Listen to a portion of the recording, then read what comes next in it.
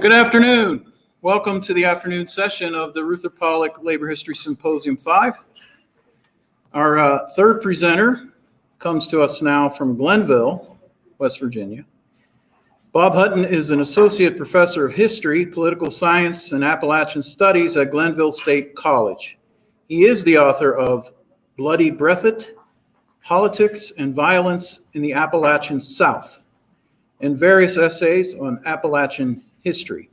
Today he's going to tell us about Baldwin Felts, the notorious ones. Here's Bob Hutton. Thank you, Sean. Sean, I left my water bottle back there in the back. Could you? I appreciate it.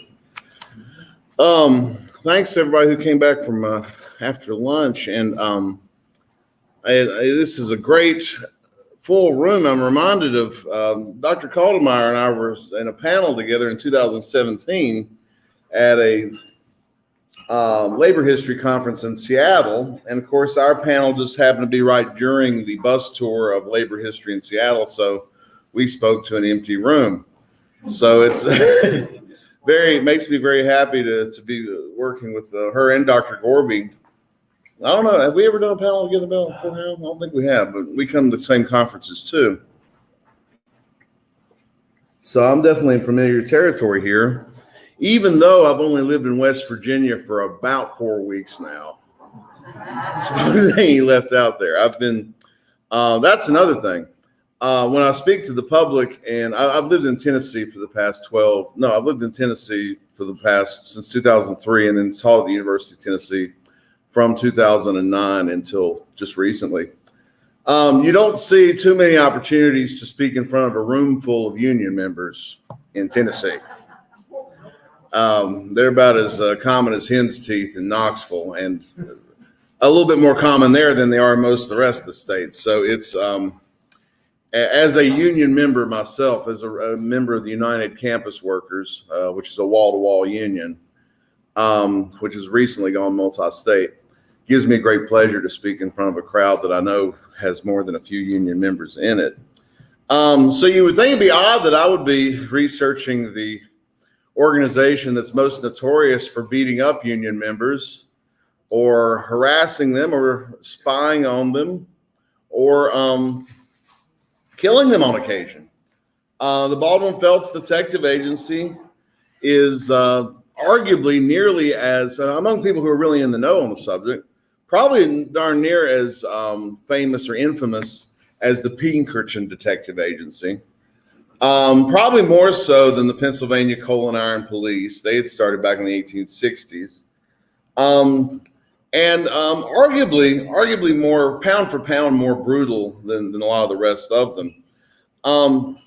A friend of mine found this cartoon that came out sometime probably in one of the socialist newspapers, I think from actually Southern Illinois, that sort of demonstrated the seeming the would-be attempt of the state to protect workers from private detectives, and how sometimes the two would act one way or the other, sort of end up working together in conjunction. This is, even though this cartoon came out before Blair Mountain, this is sort of a pretty good illustration of how it kind of went down at Blair Mountain. You know, troops are called out to protect both strikers and people on the other side, but the relationship they have with this organization, the private detectives, in this case Baldwin Felts, was very murky. I'm going to try out a paper that I have kind of in the works. So I am going to be reading from notes a little bit more than Dr. Kaldemeyer did. But let me run this through and hopefully have time for a lot of questions. Ever since the 2016 broadcast of the American Experience miniseries, The Mine Wars, the labor struggles of the World War I era in West Virginia have re-entered the public imagination, at least the segment of the viewing public that watches PBS anyway. And it's a narrative that stretched from the 1912 Paint Creek, Cabin Creek strike, which was the first major coal-related labor dispute in West Virginia's history, at least in southern West Virginia. Y'all would probably call me on that. Okay, sorry about that. And it ended with the Battle of Blair Mountain in 1921. And you'll notice that is a stretch of nearly 10 years between one and the other. What some call the largest armed uprising in U.S. history since Southern secession. Although I personally think that the New York Draft Riot of 1863 and the railroad strike in 1877, which also started here in West Virginia, but over in the Eastern Panhandle, they may have been a little bit more, may have been somewhat larger than Blair Mountain. But anyway, colorful figures like Bill Blizzard, Frank Keeney, Mother Jones were all featured, and the producers made a special effort to include the voices of the rank and file miners who fought and died for the right to organize. It was also the most comprehensive popular media presentation on this subject since the theatrical Matewan movie that came out in 1987. And it was accompanied by the most thorough historical approach to Appalachian labor history in quite some time. The Devil is here in these hills by the late James Green, who unfortunately passed away not too long after the book was published. And since then, others have followed suit, right up to including the ongoing centennial celebration that we're doing here for the Battle of Blair Mountain. Among the constant antagonists in both book and miniseries were the hired guns of the Baldwin Felts Detective Agency, an organization familiar, at least by name, to most Americans with at least a small knowledge of labor history. Here is a picture of the younger man is Thomas Feltz, and the older man is not William Baldwin. That's actually his brother. Both Feltz and Baldwin made a habit of hiring their relatives because they're from Southern Appalachia, so there is always the habit to make sure and get your family members in the business if you can. So historians of the mine wars have rightly recognized the agency as the definitive tool of capital in progressive era West Virginia, while more than one have also acknowledged the agency's, quote, legitimacy functioning as peacekeepers, as regular police, especially on the Norfolk and Western Railroad. And I guess on the CNO later on up here.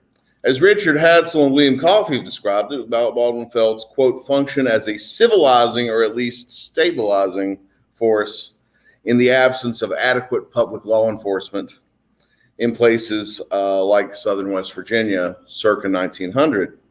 I'm personally trying to decenter their history away from just the 3 or 4 atrocities that we know them especially for, and try to understand what the agency did on a regular basis between the 1890s all the way up to the 1930s. So in its early years, it's largely gone pretty much unexplored, and so have its later years on up right before the deaths of Thomas Feltz and William Baldwin, which they ended up dying within 18 months of each other. The agency was still in existence, at least in some function, as late as about 1935. In a sense, the Baldwin Felts Detective Agency has somewhat the opposite of organizations like the Pinkertons, which was associated with the Union or federal or Northern function of the Civil War. In fact, my thesis is the Baldwin Felts Detective Agency was an essentially Southern organization. There's a lot about the agency that reflects the era of what's called the New South, the Jim Crow South, the late 19th century, early 20th century South. Although it was an imitation of Northern organizations like Pinkerton, its tactics and motivations reflected the region's own peculiar pathway from an agrarian economy into an industrial one. And the primary services that it provided, particularly surveillance and violence, had been the primary means of labor control in the South since the days of slavery. The vanguard of Southern industrialization, that being the railroad, was the agency's primary client for many years before they started working directly for coal mines.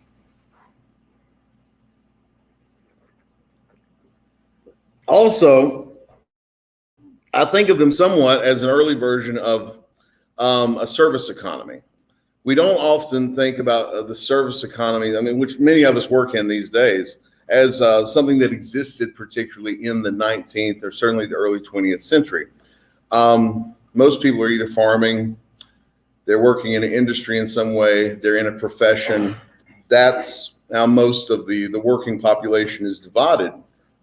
But private detectives end up being somewhat of an unusual function. It's an organization or a type of organization that comes into being in the United States briefly before the American Civil War.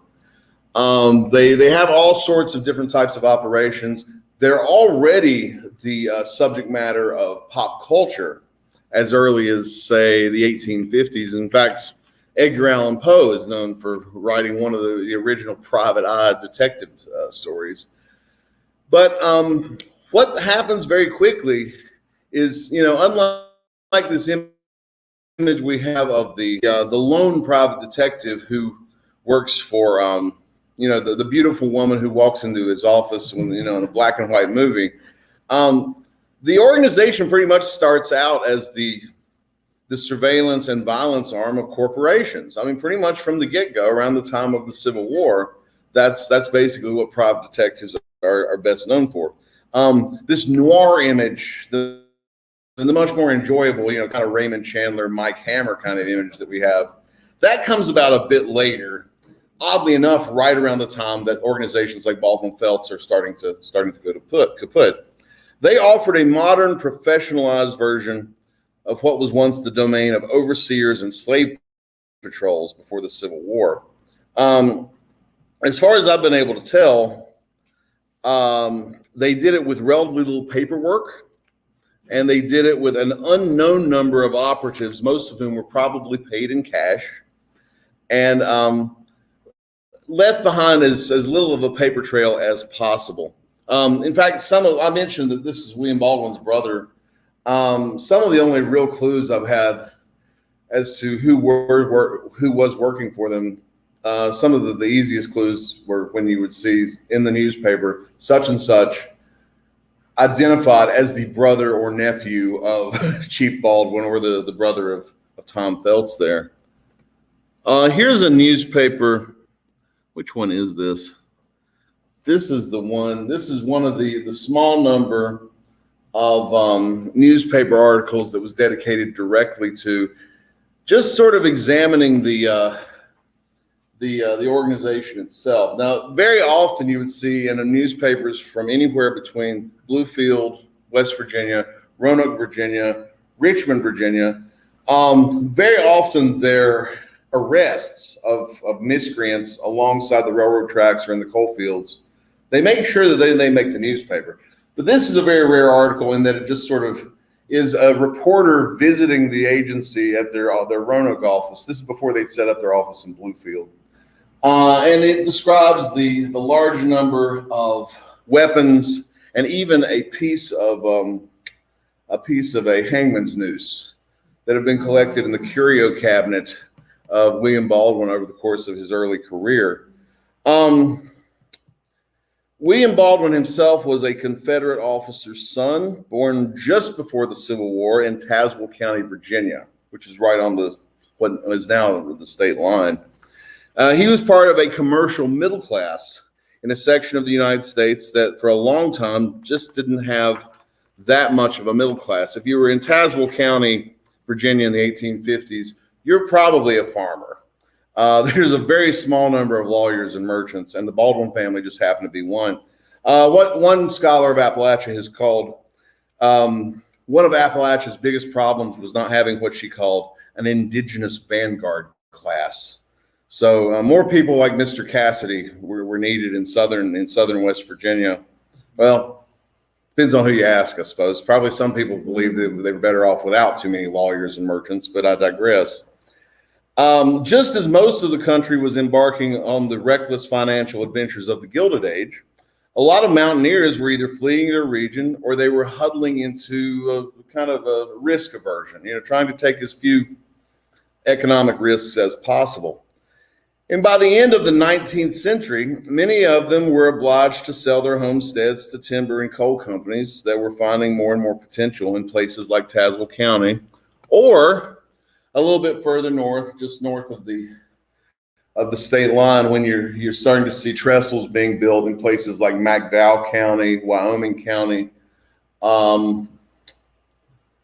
I believe this photo might be from somewhere outside of Welch, West Virginia, McDowell County.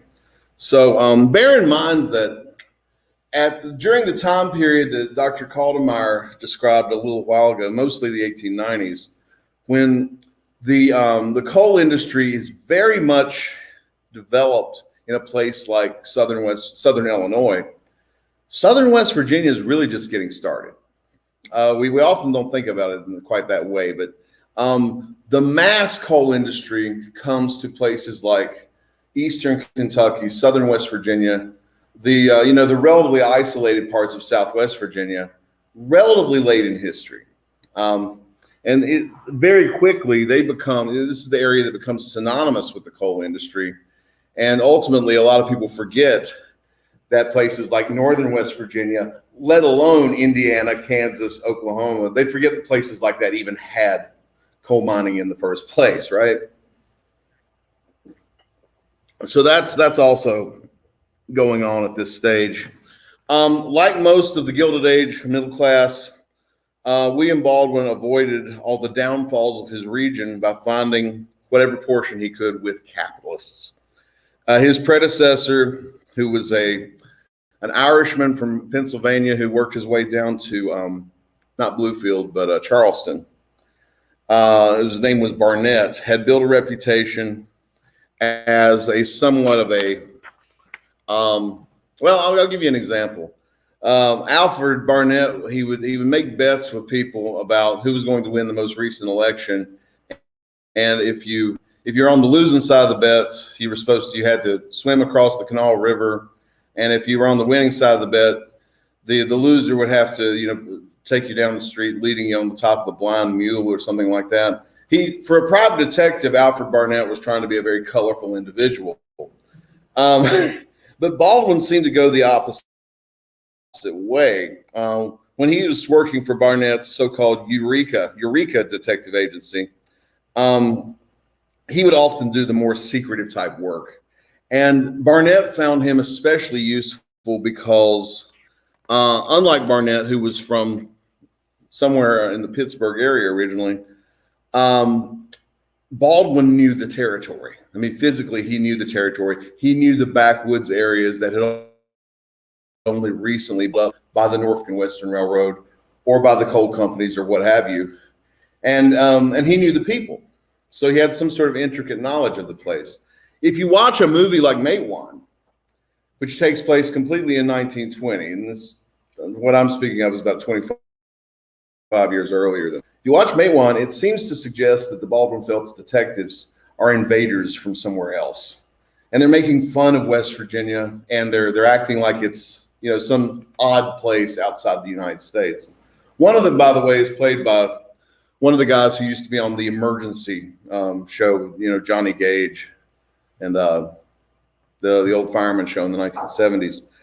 What I found is that Baldwin and Feltz, both of them, who were both from Southwest Virginia, they knew to hire locally. They typically would hire from the same labor pool as what the mines were hiring from too. And so oftentimes you would have a situation where instead of being a miner, you could be a union busting thug. You would be handed a rifle and probably $1 or $2 more per day than you would have otherwise been making.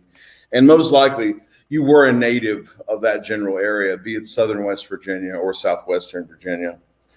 Probably one of the most famous early incidents from around the time that the industry is making its way into southern West Virginia is when Baldwin was instrumental in capturing a member of the famous Hatfield family. He's getting into this business just as sometime, let's say about 1889, the entire country is reading these stories about the Hatfield-McCoy feud. most of which was actually more just a matter of people trying to hunt down various members of the Hatfield family. By that stage, the McCoys didn't have very much to do with it.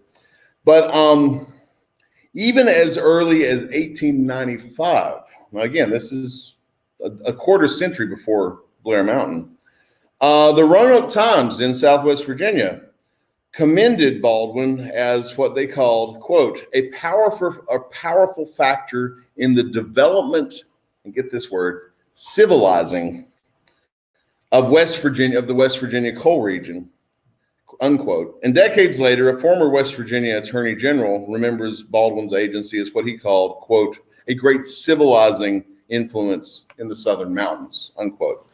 So at this stage, it's not so much about pacifying miners and putting them back into line and preventing strikes. The agency gets started as a way of making sure that the backwoodsmen who are not going along with the new forces, the new economic forces, making sure that they toe the line, making sure that they're out of the way. And interestingly enough, typically the ones they brought in were brought on the charge of moonshining. So no big surprise there. If you were a company owner in one of these new places that has gone from being a camp to a town in a very, very short amount of time, you want that moonshine out of there as quickly as possible. And so that's pretty much what they're doing in their first stage. When he hired Feltz sometime around 1900 or so, that's around the time they started shifting their business directly toward the railroads.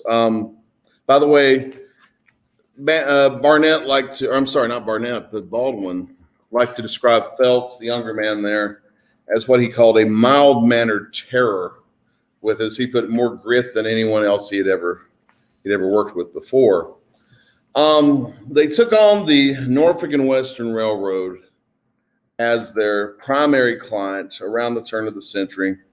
And of course, this is one of the largest railroads in the New South at the time. And one of the advantages the Norfolk and Western has is a tremendous supply of very cheap labor migrating from Eastern Virginia, North Carolina, to some extent Tennessee, and also points further south. This is the time period when African Americans are flooding to the West Virginia coalfields. And some of them are working in the mines. Many of them are working for the railroad. One of the N&W's main concerns is that a lot of these potential employees are also hitching rides on the railroad too. So the importance of having a railroad detective grows more and more important as they keep finding more and more people just hitching a ride inside of a boxcar.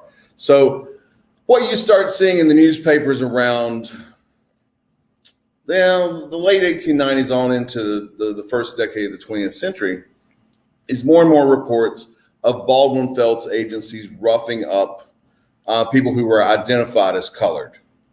And eventually this becomes almost a function of the agency in that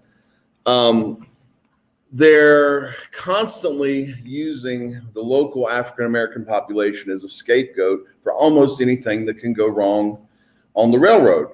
What you see in newspapers over and over again is accusations of what they call train wrecking. Well, how exactly can an individual wreck a train? Well, what would happen would be typically there would be one of these very typical turn of the century railroad accidents, probably caused by negligence. And in order to placate the insurance companies or the people who were possibly going to sue the railroads because their loved ones had gotten hurt or killed, it was easier if you could just simply find a scapegoat and criminalize them. So one of the primary functions in the state, what I would call the second stage of Baldwin Felts, is them becoming a function of Jim Crow, in a sense. Baldwin's relationship to lynch mobs, for instance, I bit my tongue, for instance, is somewhat interesting. There were cases in the early 1890s, when Baldwin would gather a posse together to pursue someone who was wanted and had a bounty on them. And At some point, Baldwin would be removed from the narrative that's being told by this newspaper in West Virginia or Virginia. And instead, you're reading about a lynching. And one of the West Virginia's rate of lynchings falls off before 1900 or so. In Virginia, it was a much more common occurrence. In fact, the largest mass lynching recorded ever in Virginia happened in southwestern Virginia, right on the state line in Tazewell County, where 4 men accused of theft were lynched simultaneously. In the Deep South, this was a somewhat more common occurrence, as you probably are aware. But it does seem as if there was a very quick, intensified moment where they're attempting to criminalize the black male in the state of Virginia. And the Baldwin Felts Detective Agency plays a large role in serving that purpose. They're always able to get a confession out of people. And that included at one point getting an 8-year-old child to confess to the crime of train wrecking, which, as unbelievable as that may sound, Richmond and Roanoke newspapers were eating it up completely. There was another incident where there was a fight between black miners and I believe the Hungarian miners somewhere in, I believe around the Bramwell, not too far out of Bluefield. And of course, Baldwin is allegedly in the middle of it. You hear reports coming back to Virginia of a so-called race war that's going on just north of the state line. And other newspapers step in and say, actually, no, this was just a knife fight that took place in a boxcar. Stop calling it a race war. You're trying to make us look bad. So a lot of the time, there's a lot of things that show up in newspapers that seem unbelievable, especially how quickly a lot of these agents are able to just suddenly sort of find someone who's willing to confess to one of these crimes.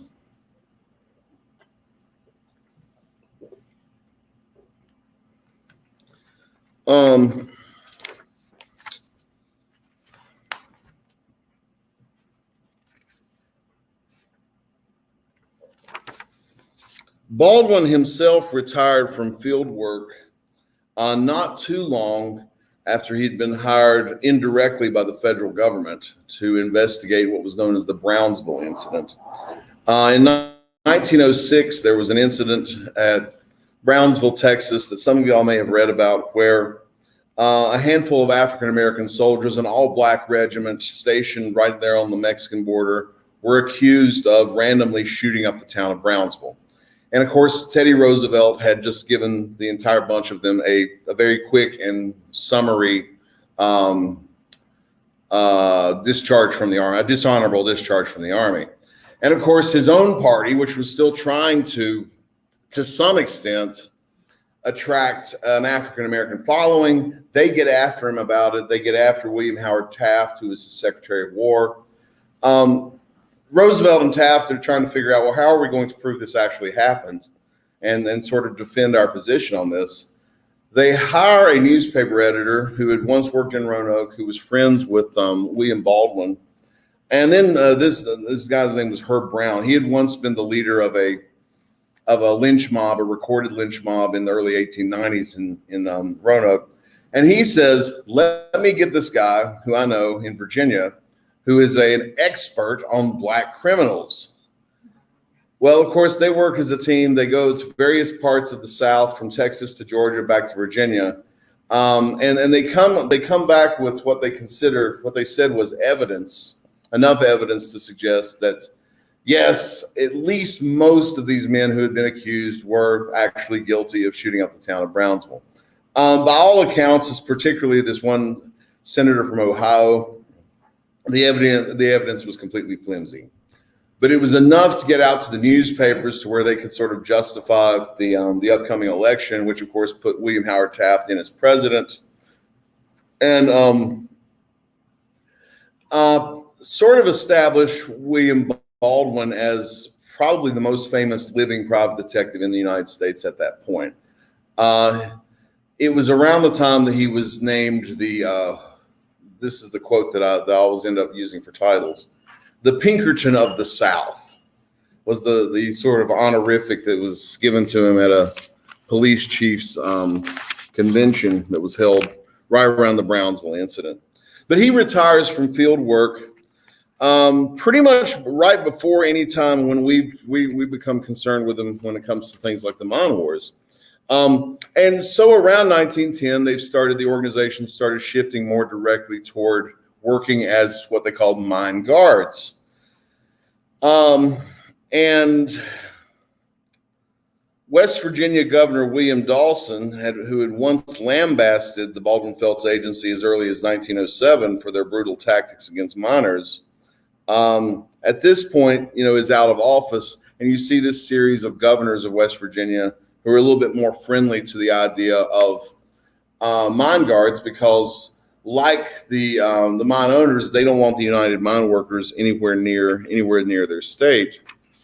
And of course, this event leads to the famous Paint Creek and Cabin Creek incident in 1912 through 1913. An attempted strike is put down in Kanawha County and areas around Kanawha County. And this is, that famous moment where it's a picture I should have included. The Baldwin Felts Agency comes up with the technique of putting a Gatling gun on the back of a Model T and, driving it through a mine camp and terrorizing the women and children of the mine families. Interestingly enough, they get hired as consultants. Very soon after that happens, they get hired as consultants for a coal company owned by the Rockefeller family. Very soon after that, and this leads to their involvement in the much more famous Ludlow, Colorado strike in 1914. Where you see somewhat of an imitation of the so-called death special or bull moose special, where instead of taking a Model T and bolting a Gatling gun to it, it was a railroad car. And in that case, it ended up proving absolutely deadly. The famous Ludlow massacre, which involved tear gas canisters, which caught tents on fire and a number of women and children got killed, ends up being one of the most notorious moments in American labor history. And it's after that they start coming under investigation by Congress. Of course, this is the 19-teens. It's the so-called progressive era. And it's at a time when members of Congress, and to some extent the president, are starting to take some interest in the plight of industrial workers. They're taking baby steps into it, And so Thomas Feltz is called on the carpet in front of Congress. He has to testify in front of both the House and the Senate at one point or another. And this is all going on long before Blair Mountain. This is about 1915 or so when Congress actually has their eye on what exactly is going on in West Virginia. But for the most part, nothing really ends up getting done about it. A few years later, of course, the agency gets national exposure yet again when 6 Baldwin Felts operatives, including one of Thomas Felts' brothers, I thought it was 2, but it looks like I've written down 1 here, were killed while trying to force evictions in Matewan, West Virginia, a town the agency had patrolled since the 1890s. And of course, this is the so-called Matewan Massacre. I was telling someone earlier, if you go down to Matewan, they still have the bullet holes in the building where it took place. I am very suspicious about those bullet holes. I'm not saying that they're not factual to 1920. I'm just saying I have a certain amount of suspicion. Historians should always be a little bit, just a little bit suspicious about things like that, but they are there one way or the other. Sid Hatfield, of course, we're back to the Hatfield family yet again. He was the town policeman who had allegedly shot them. He was assassinated by Baldwin Felts agents the following year on the courthouse steps in a neighboring county, just after he'd been acquitted for another alleged crime.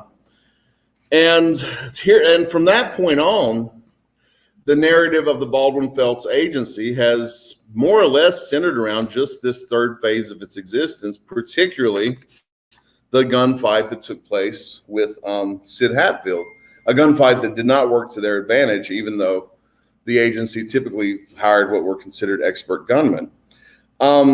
And then, after Blair Mountain, which the agency's actual role in what takes place in August and September of 1921 in Blair Mountain is very hazy.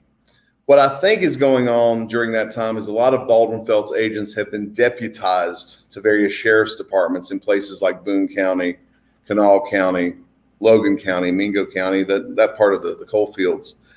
But the agencies, even though it's very much associated with Blair Mountain, there's a bit of radio silence, shall we say, in the media per the agency itself for a while there. One way or the other, though, it's really bad press. And as y'all know, the coal industry in general takes a real nosedive for most of the 1920s. The United Mine Workers gives up on southern West Virginia pretty much until 1933, really 34 to be honest. And what's interesting about the Baldwin Felts Agency is they fall off too from apparently being somewhat too successful. Now think about it that way. No longer is there much demand for their services in the coal fields because miners for most of the 1920s are pretty much too scared to strike. And you don't read too much. I think there's some very minor wildcat strikes later, much later in the 1920s. But for most of that decade, the so-called American system is at work. And miners really don't feel that they have too much of an advantage. And it's also the decade when that part of southern West Virginia starts to lose population too, when it had been gaining population, especially its African-American population and its Southeastern European, Italians, Hungarians, Polish miners. You don't meet as many people of Polish ancestry in southern West Virginia now as you would have around 1910 or so. A lot of people go to Ohio, Indiana, Michigan. So other than one particular incident that I ran into them in around 1931, where they were basically what was called hobo harvesting. Down in North Carolina, you would catch as many people riding the rails as possible, and sort of for a fee, you'd give them to someone to a local road gang, because it's the 1930s and people were building roads. Pretty much a violation of the 13th Amendment. I mean, this was de facto slavery, whether it was black men or white men being called. But other than that, it's very difficult to really see a visible process by which the agency declines. And here's a picture of Thomas Feltz in his much later years down in Galax, Virginia. If you ever visit Galax, they still have a town park named after him. There's Feltz Park and the old Feltz house and all kinds of stuff like that. If you go to Bluefield, there's the Baldwin house, and one of his descendants who's tried to defend his name, I don't know why, out of a sense of family honor, runs that house, and sometimes he'll let people in it. Now, if he thinks that you're someone like me, he's probably not going to let you in the house, but I've heard it has some pretty kooky stuff in it. But anyway, one thing that I do want to conclude with is that the so-called gunmen of capitalism, as one socialist newspaper referred to Baldwin Felts around 1913, was a forerunner to a lot of organizations that exist today. Now, if you follow the news, you will very occasionally, sometimes, hear that Pinkerton still exists. And it might interest y'all to know that the Pinkerton Agency is now owned by a Swedish corporation. Even they got, outsourced at one point. But more likely, you're going to hear about organizations like the one formerly known as Blackwater, now called Academy, run by a guy named Eric Prince, who you may recall had ties to the Trump administration and ties to Afghanistan and all sorts of other things. I would contend that the sort of work that Baldwin Felts was doing circa 1912 during the years of the mine wars is very much analogous to the private security sort of work that goes on today. The only difference being it's global. Very few companies had much of an international reach in 1920. I don't think Henry Ford was quite to that level just yet then. But nowadays, if you're a corporation that's worth any sort of salt, you're probably going to have fingers in multiple nation states, whether you're based in the United States or what have you. There's a lot of other stories that suggest an international way of looking at West Virginia in this sense. Don Blankenship, who was the owner of the Upper Big Branch mine, had famously been quoted in the New York Times as saying he wished he could just live in China because they know how to actually do capitalism there the authoritarian way. In a small way, we can look at Baldwin Felts and learn some lessons about organizations that exist in our own time. And we should, as citizens, keep an eye on these organizations, Academy being just only one of them. And note when they do come up in the news, because I'm very concerned that the future we have ahead of us may involve private sector police of some sort. That's a concern that people had to deal with in southern West Virginia in 1910, and I'm afraid that many Americans are going to have to deal with for-profit policing sometime in the 21st century, unfortunately. But number two, though, is just the age-old reminder that this series of activities that we refer to as capitalism, they involve things like supply, demand, how much money source you have, whether or not you're able to get credit. But a big element of capitalism is also violence. And it's not always visible to everyone who's taking part in capitalism. But if you follow the chain long enough, at some point you're going to find someone with a gun pointed at their head along that supply chain. So I'll be continuing to do research on Baldwin Felts over the next few months. There's a lot more I need to find out about, especially that sort of empty space in the 1920s and the 1930s leading up to the end of the organization. But I hope that I have some time for questions. Mm-hmm. Yes. You mentioned early on that most of these were locally hired men. And I always envisioned them as being brought in. So were there instances where there was like brother against brother, or somehow, like the Civil War stories you hear of brother against brother? I've run across two brothers that both worked for him, the Galgett brothers, one of whom was called out by name by Mother Jones up at Paint Creek. She called him the human hyena or something like that. And one of them was considered meaner than the other. Now, as far as brother against brother situations, I wouldn't doubt that it happened at some point, but there are many examples. One of their most famous agents was a guy named C.E. Lively, who plays a very large role in the Matewan situation. There's a letter you can read up in the papers up in the Justice Collins papers, which I bet Hal's looked at some point, where he's begging for money by the late 1920s. He'd gone back into coal mining, and he tried a lot of other businesses other than just being a union busting thug, including running a hotel. And everything hadn't worked out for him. So he's basically begging for money by the end of the 1920s. But yeah, family, the function of family is all over this story, especially for Feltz and Baldwin themselves, both of whom hire members of their family, give them opportunities. One of them, I think one of Baldwin's brothers ends up becoming basically a millionaire just by investing his money in the Florida land rush in the 1920s. But as far as, the brother against brother narrative, like we associate with the Civil War, I can't think of any particular incidents. But you would think that the ones who were part of Baldwin Felts would be almost ostracized, and maybe that's what happened to Lively and others. I mean, were they able to go? I think of this as kind of a short-term job. Sometimes it was, sometimes it wasn't. There was a dude they called, what was it? Fair Play Fisher. He at least was one agent who had a reputation for some measure of fair play, or maybe they called him that ironically, I'm not sure. He worked for him for probably 10 or 20 years. Others, though, he was just sort of coming and going. Southern West Virginia, Eastern Kentucky, Southwest Virginia. This was an area where there was a lot of itinerant people kind of coming and going.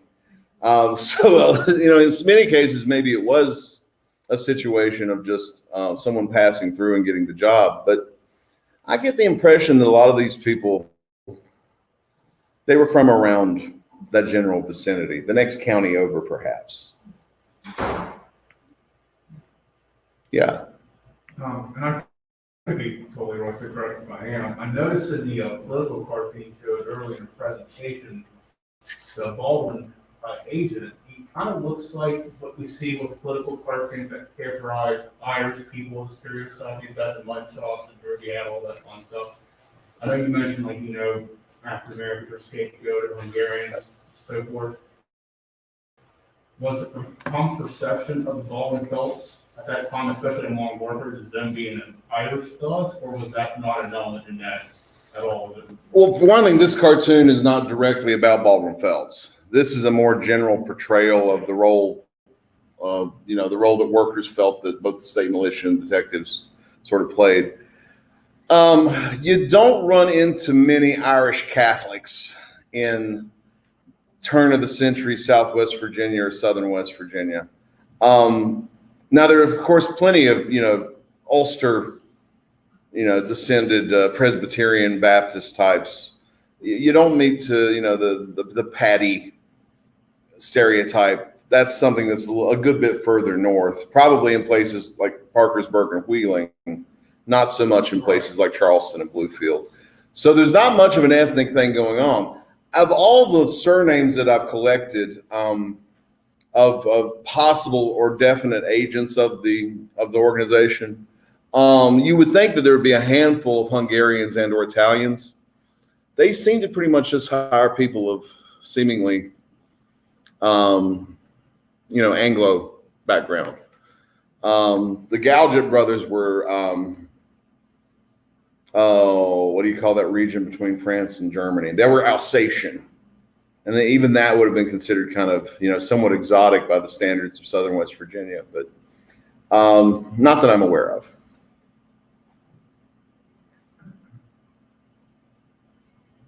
Sure. One more question. It's kind of clear again that cartoon how socialists and the working class view these private agencies, these private detectives, and it's probably fair to say that the businesses that hire them probably like to do because they're successful in collecting unions.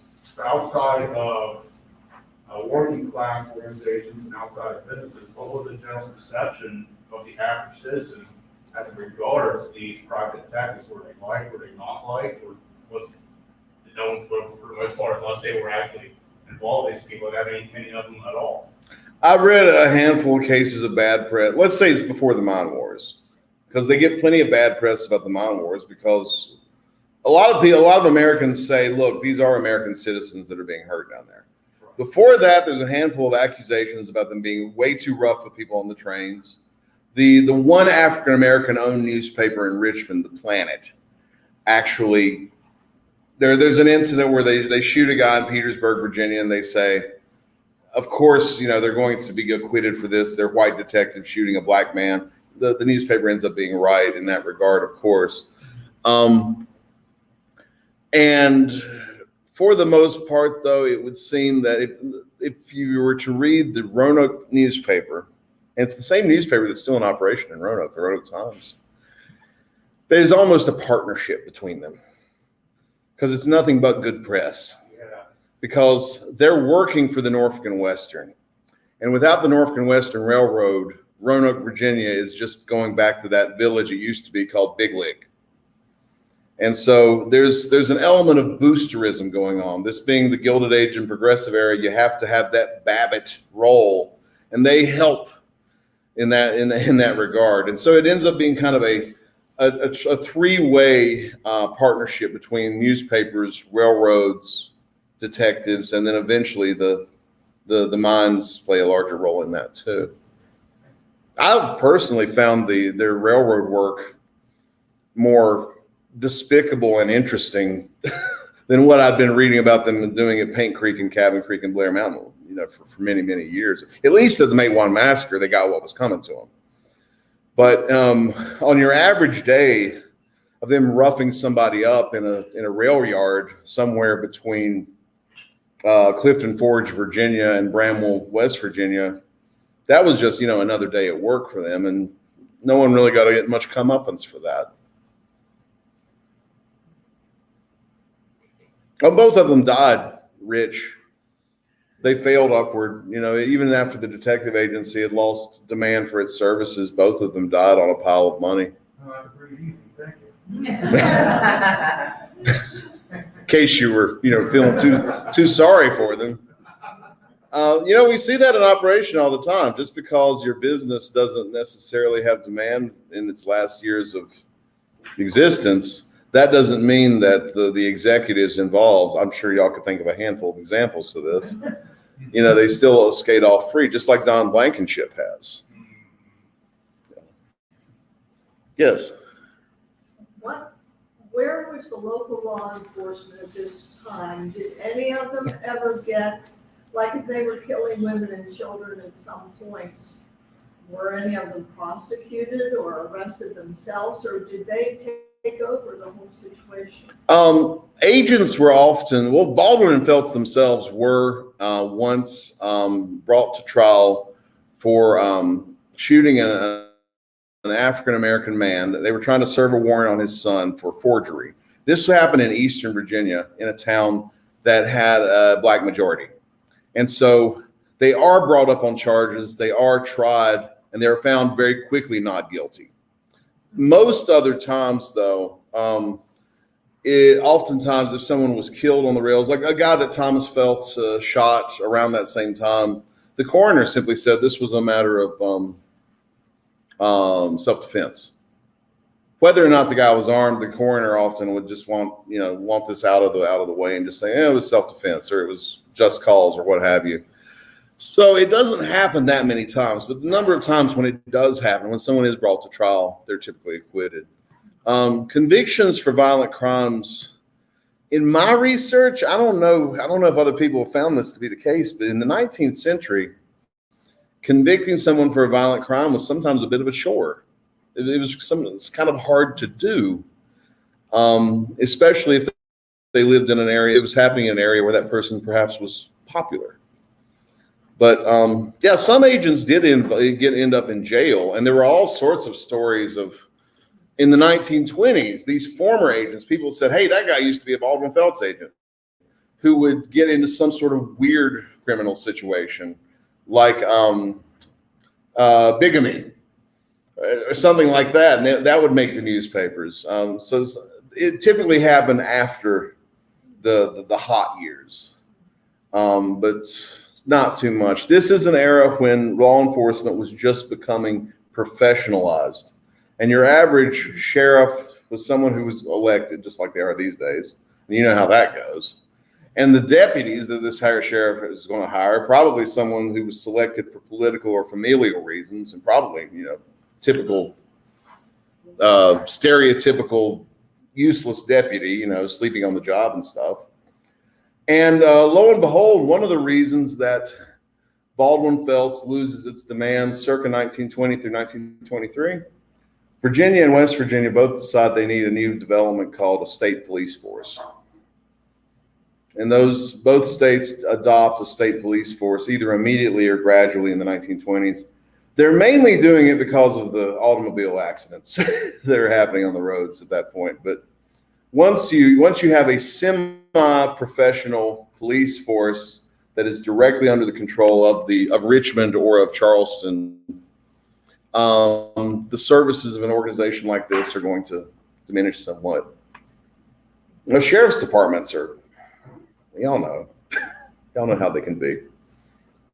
They're political. Oh yeah, and also the FBI was created in the 1920s too. So the governments do try to take over that role in the 1920s. All right. One real quick. Sid Hatfield was acquitted.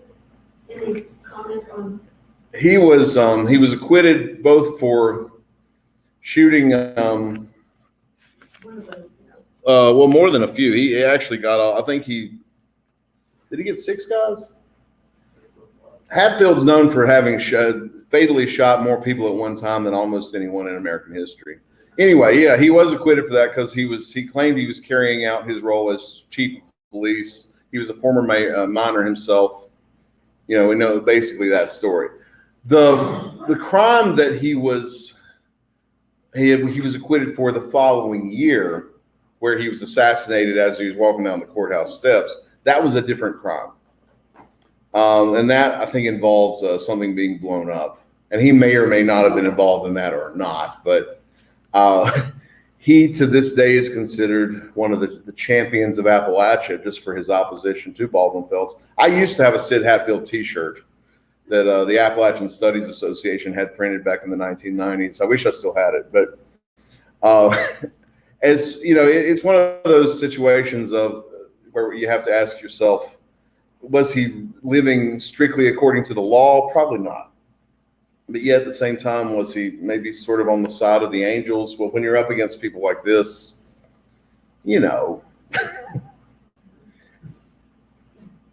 I'm sure there's people in this room who maybe put some jack rocks out on the road back about 1990 or so.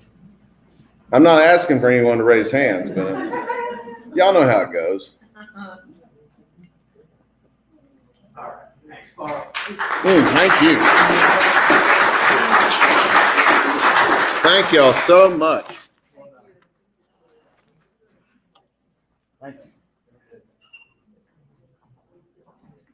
By the way, the Mine Wars Museum sells a Smiling Sid T-shirt with a gold tooth. It's nice. In case you're looking. he was an ugly dude. He was not a handsome man. So I have some notes on my computer. Is there any way to move this slightly over? Yeah, we just have to tilt so.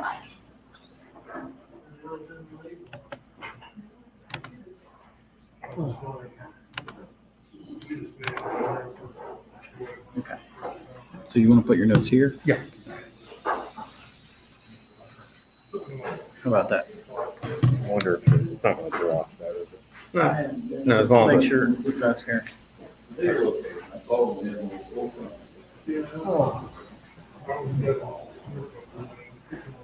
Let's get you a glass for him.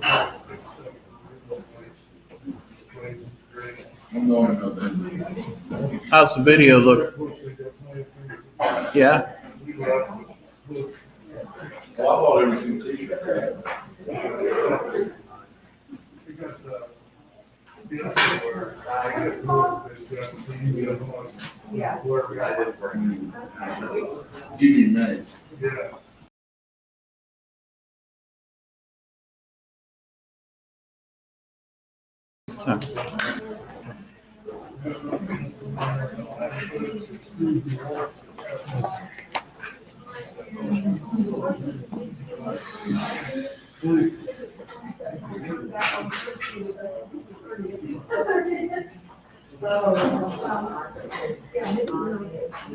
Whatever.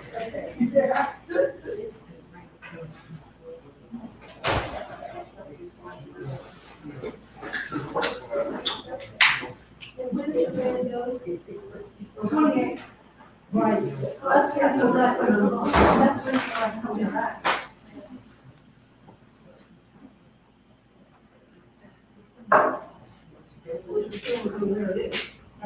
Giving people a moment to get refreshments.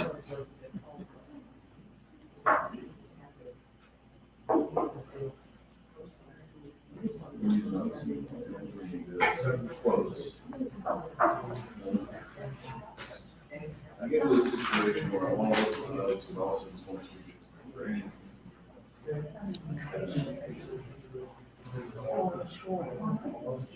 Okay.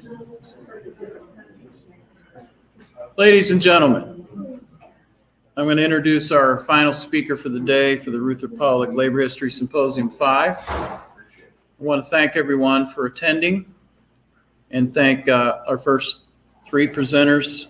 It's been an excellent day. And thanks to Dr. Javersak for the tour.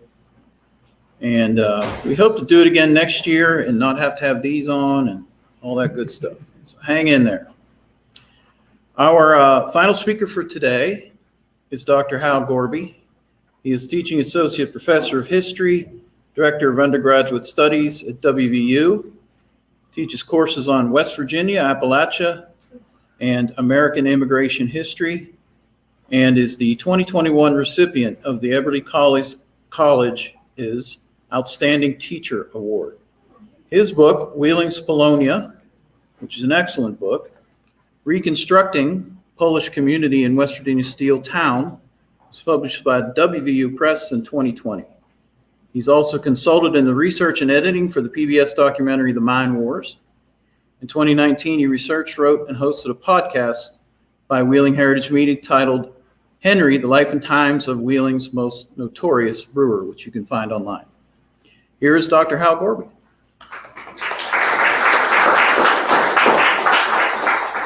Thanks, Sean. And you can hear Sean in that podcast too, among many other local people. Okay. I'm going to try to attempt something that will probably be my undoing, but we'll see what happens here. Trying to do two screens at once, which has not been hard during the last year and a half. So, all right. Well, thank you, everyone. Glad to see everybody out. I'm glad that we've had a good event so far. So kind of following this chronological order that you've kind of sensed with the last couple presentations, I'm going to take this sort of post Battle of Blair Mountain and look at some of the coal mining strikes that I think you'll know from the beginning are not going to be successful. They weren't, largely because they're operating in this post Blair Mountain situation. But also to make us sort of think about a little bit of periodization that historians like to talk about. If you stop the story in 1921, that's sort of where the mine wars appears to end. If you go a few more years, you see that there's maybe nothing dramatic like a march on Blair Mountain or anything, to the scale that we see, but there are miners fighting for better working conditions and situations and trying to maintain UMWA contracts across the state. So I'll sort of frame it today that this is obviously very important to the state's heritage in many different ways. But the March on Blair Mountain, I think I'm going to present today it's in some ways the beginning. So I'm going to look at sort of three example strikes, sort of going north in the northern half of the state. In 1922, a strike in what's known as the Upper Potomac coalfield. This is Tucker County over in the eastern part of the state. In the mid to late 1920s in the Fairmont coalfield in north central West Virginia, and culminating in a Depression-era strike here in Ohio County that may or may not involve the Communist Party actually showing up. So not just rumors of communists, but actual communists themselves. But obviously the Battle of Blair Mountain sort of figures greatly in this sort of story of the mine wars. And looking at some of these other strikes and maybe broadening the geographical scope in a way shows how important this history is truly to the entire state, not just to those in southern West Virginia. So on the 100th anniversary of Blair Mountain is appropriate, I think, to bring some of these other conflicts to light. So we'll start in the eastern part of the state. This is the Upper Potomac field. I'm going to get away from the camera for a little bit so I can point. We're talking mainly in Tucker County in this area, so Parsons, Davis, Thomas. If anybody's ever been to Thomas, a little town there. This is sort of mining and coal town. This would have went all the way to sort of the Piedmont area, sort of Oakland, Maryland area. And the key coal baron here, of course, was former U.S. Senator from West Virginia, Henry Gassaway Davis. This was a coal field that's relatively smaller, but develops very quickly in the late 1880s into the 1890s, and was part of the larger empire owned by Davis and his son-in-law, Republican Senator Stephen B. Elkins. By 1911, Davis Coal and Coke was one of the largest coal companies in West Virginia, probably the largest in the northern part of the state, had at least 14 mines in the greater Thomas area, and mined over 1 million tons of coal each year between 1900 and 1921. So a large producer.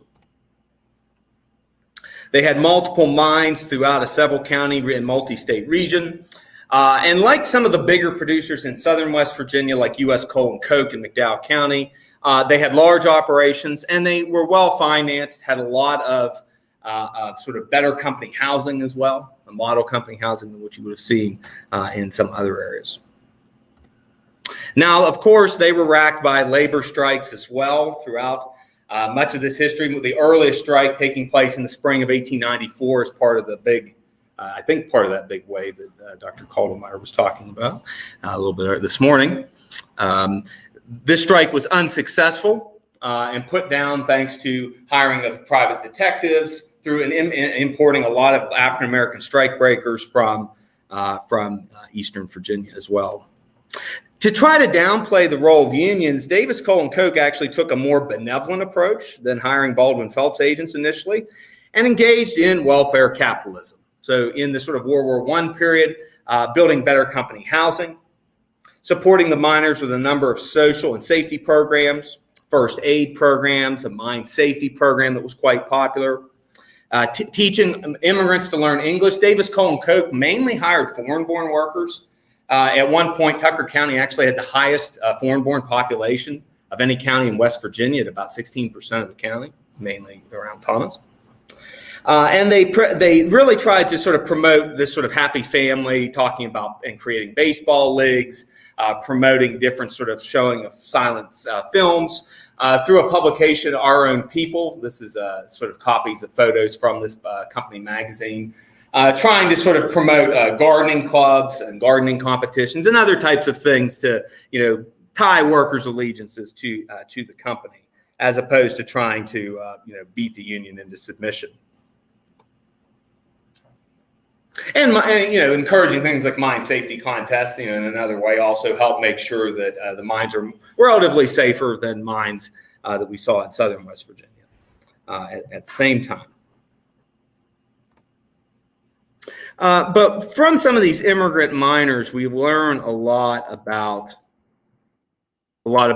conditions. And a lot of these interviews were done as part of a grant-funded project back in the late 60s, where several historians interviewed a large number of African-American and immigrant miners. This is a gem of the West Virginia Regional History Center at WVU that is still not openly accessible to the wider public, and I keep pushing year after year to have these get digitized. But these are with folks that were immigrants to the United States in the early 20th century. Many of them describe various aspects of their life. So Patsy Greco came from the southern Italian area and came to the United States in 1902. Initially working on the railroad, he made his way to Thomas in 1908, where an uncle was working. Eventually working in the coke ovens, he also worked in the coal mines and around the sort of railroad as well. When Patsy was interviewed in the late 60s, he noted that he started out earning 15 cents an hour for a 10-hour day and eventually sort of moved up the ranks slowly but surely. On average, estimating he earned anywhere between $1 to $2 a day. Charlie Loesch, who was interviewed in 1967, talked about growing up in the Thomas area as well and started working in the mines at the age of 14. When he first got a job as a hand loader, he made 28 cents per ton and worked a 10-hour day for Davis, Cole, and Koch, and noted the many different mines that existed throughout the region. Living in the small community town of Pierce, $10 a month was always taken away from his paycheck to fund the company housing. So very similar in some respects to the experience we see in southern West Virginia, similar types of experiences happening here as well. Both Patsy and Charlie were involved in the 1922 strike as well. And there were early efforts to bring the union to Tucker County and to this area. Charlie Loesch actually noted that the company did eventually set up a police force out of the county seat in Parsons, and he then decided to name off a number of the individuals that he cussed about and said that were company guards. None of them are Baldwin Felts. They seem to be a sort of an independent group. Evicting people whenever there was a threat of a strike activity or organizing campaign. Strikes began to pick up again in the context of World War I in 1916 and more successfully winning a union contract in 1917. But as several of them mentioned, the company hired a company police that operated out of the county seat. and operated in the surrounding smaller communities around Thomas and Davis. Charlie Loesch eventually became president of the local union for a period of time during this point, was in charge of leading a number of meetings. Charlie mentioned what also helped sort of play a role in undermining the union was the company's practice of hiring black strikebreakers, and also their role in local elections, noting that most of the working people tended to be Democrats, most of the company folks tended to vote Republican.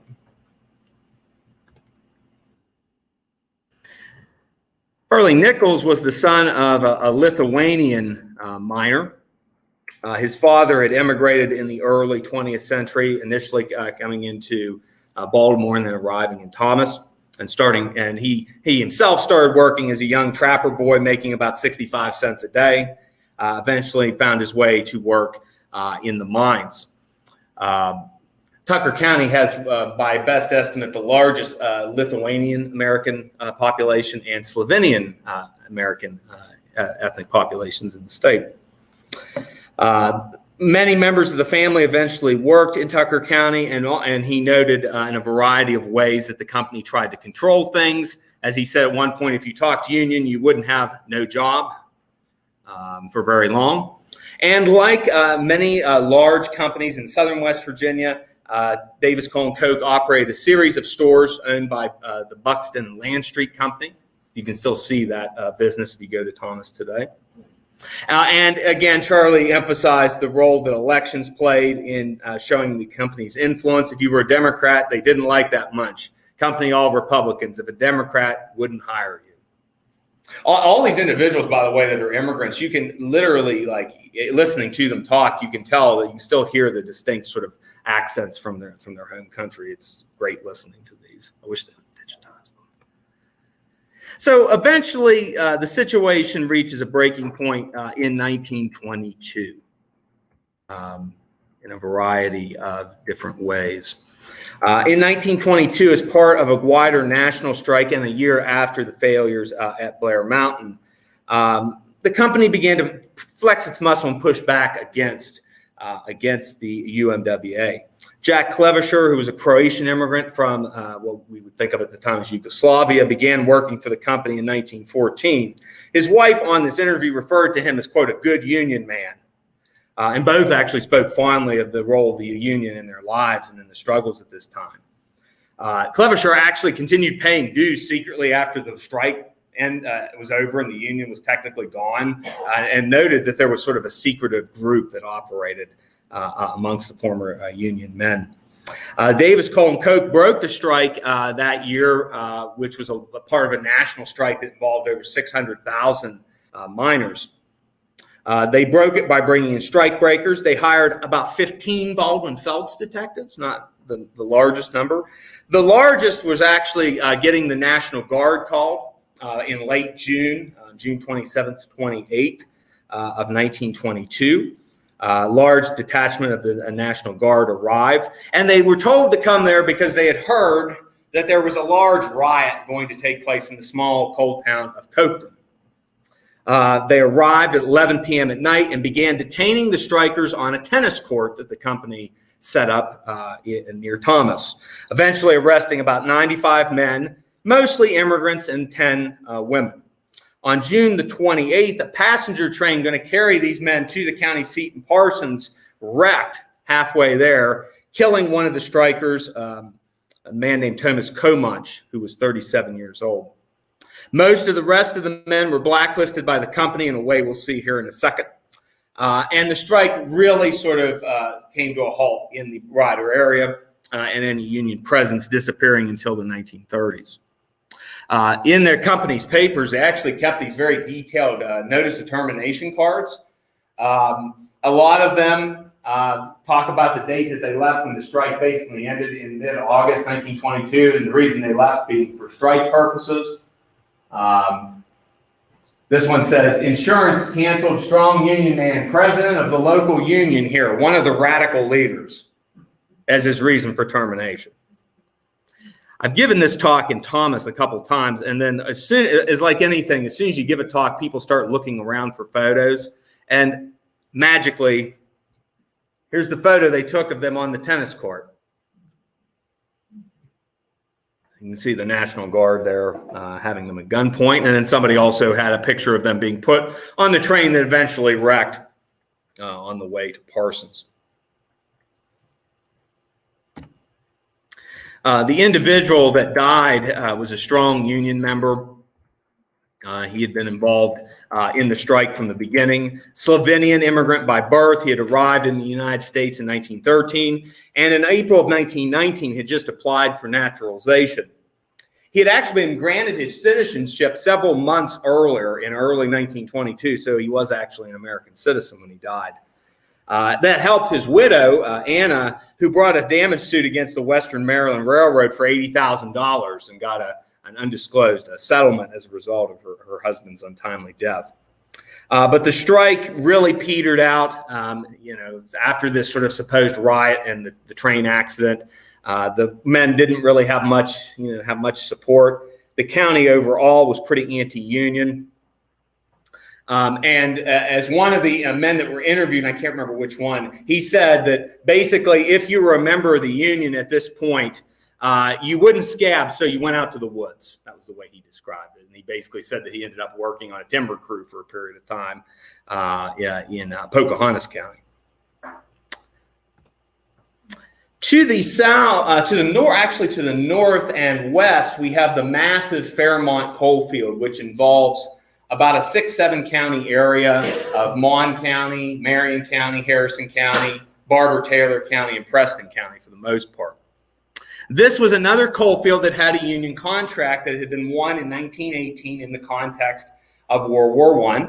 Miners in this area had used that leverage they had of needing coal during World War I for war purposes, and also a sort of favorable political climate to unions at that time to win a massive union contract in 1918.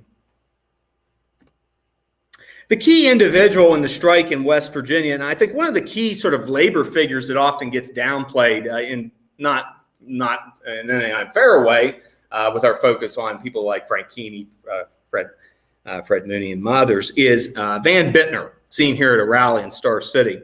Bittner was born in 1885 and entered the mines when he was 12 years old.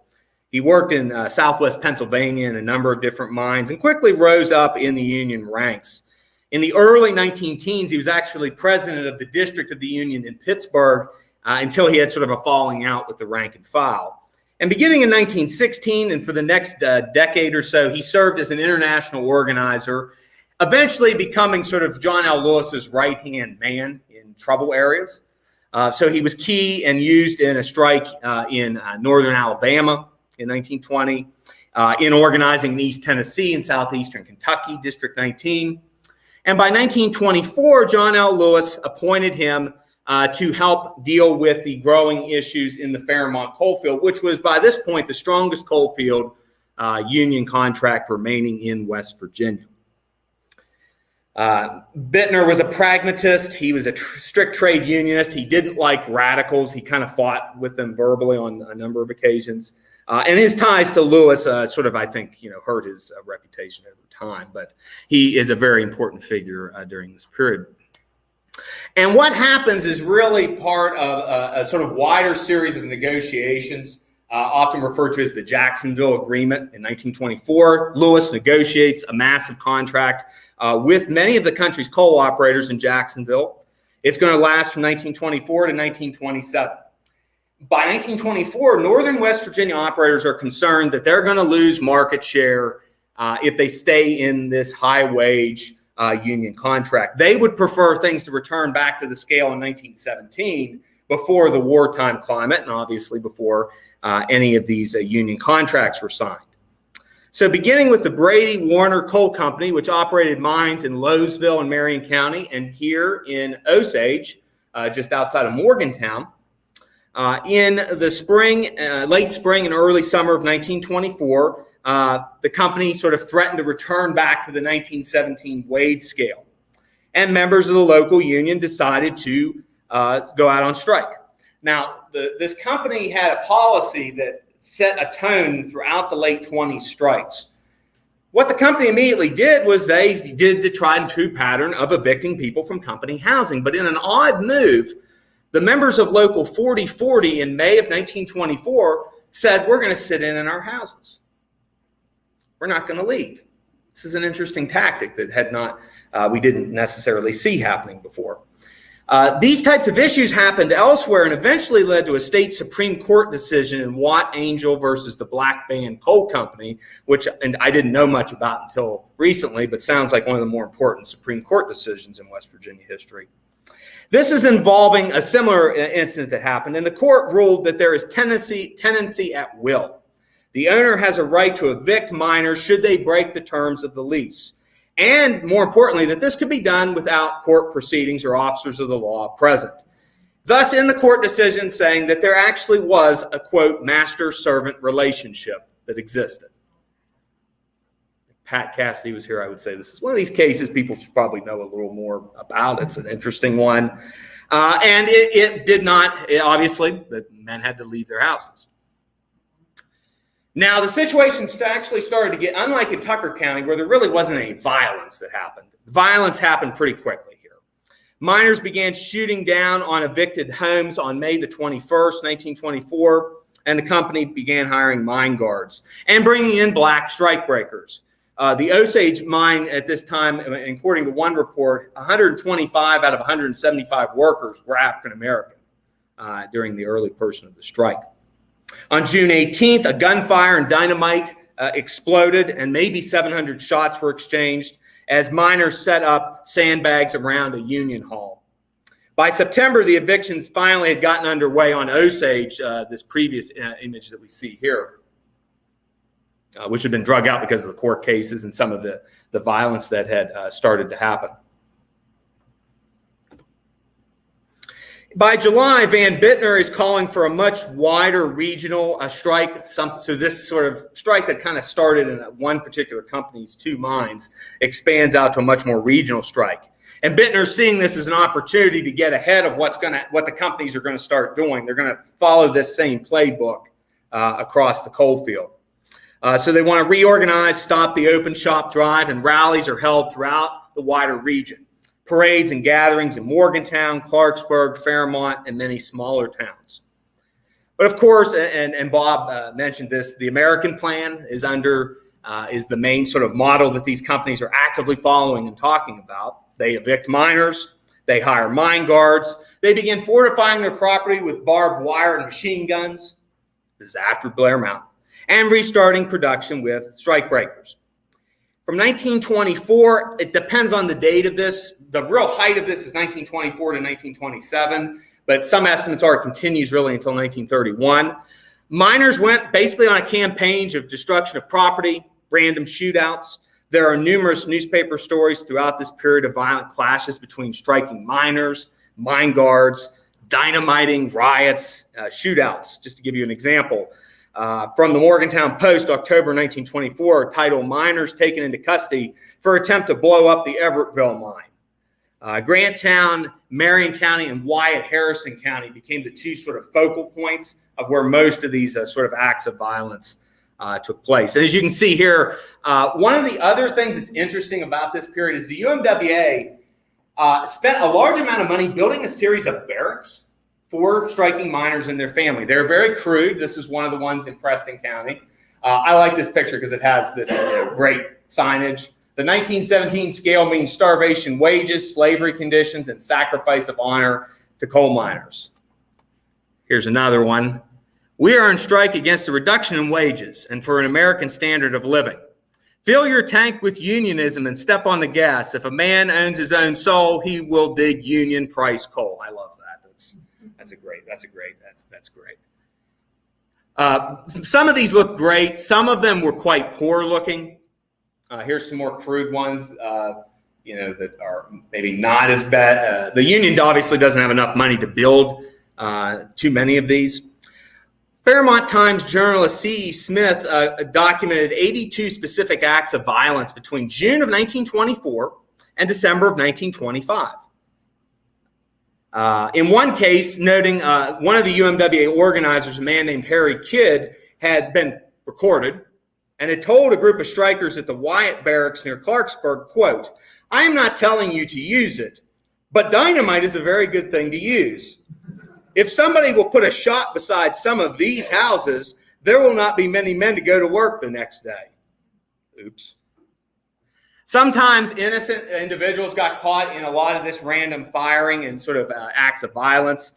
In late November of 1924, a 5-year-old daughter of a non-union miner was killed during a shootout near Osage. And as I said, most of this violence happens in and around the Grantown area in Marion County. Imagine there's a lot of families that lived in these houses for 5, 6, 7 years. So this was a long period of existence. But as you can sort of imagine, the same sort of pattern continued to spread from one coal company to another. In Granttown, which was the site of the New England Fuel and Transportation Company, their largest mine in the region, they began evicting miners in October of 1924. And thanks to a local court injunction, the judge prevented any of the men from participating on the picket line. So the miners' wives, deciding to be enterprising, decided to join the picket line the next day.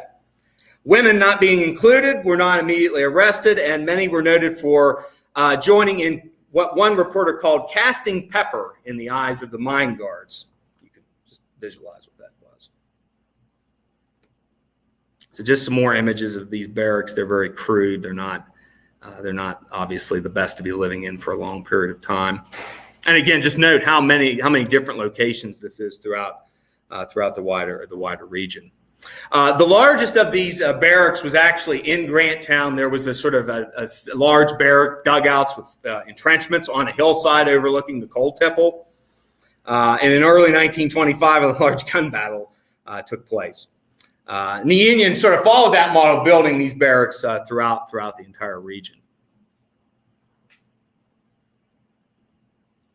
As you can imagine, their operators are benefiting from some of the things that we've already seen up to this point. They also benefit from overly favorable press coverage that paints the miners as Bolsheviks or communists at the worst, as terrorists, even in a more stronger sort of way.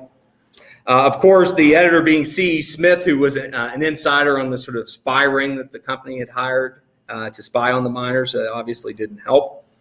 And Smith himself, in consistent press columns over the next few years, blamed the strike on radical immigrants.